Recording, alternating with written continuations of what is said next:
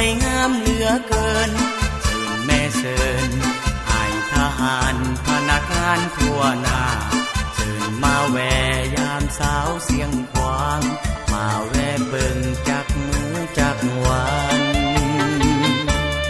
เมื่อหอนยามเข้าในนาเขียวงามอุ้มตูป่ามันต้นให้สาลีเขียวอุ้มตัวโนนปูให้ก็ย้อมว่าสาวบ้านเฮาจังแม่นเก่งแท้นายึดตาก็ได้ไปลำเลียงก็เก่ง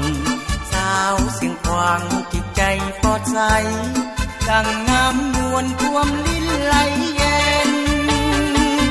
อยู่ก็งงแปลกลมพัดวีวอนหน้าอ่อนซ้อนแม่นสาวของร้อนแม่นกองหอย12มิลลิแปดรวมฝึกแอบวิสาทหารเพื่อต้านทานกับโจรอากาศเนลิกาโอ้สาวเสียงควางสาวบ้านเฮาสมที่เป็นยิ่งหนุ่มลาวพี่ลาอาหารสมเป็นลูกหลานของประชาชน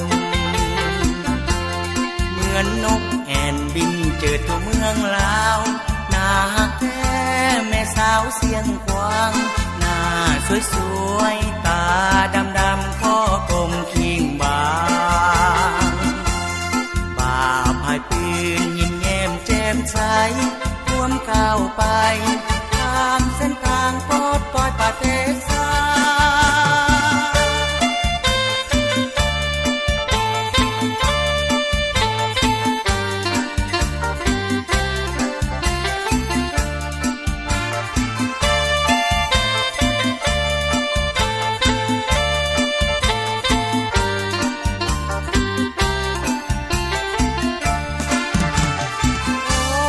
สาวเสียงควางสาวบ้านเฮา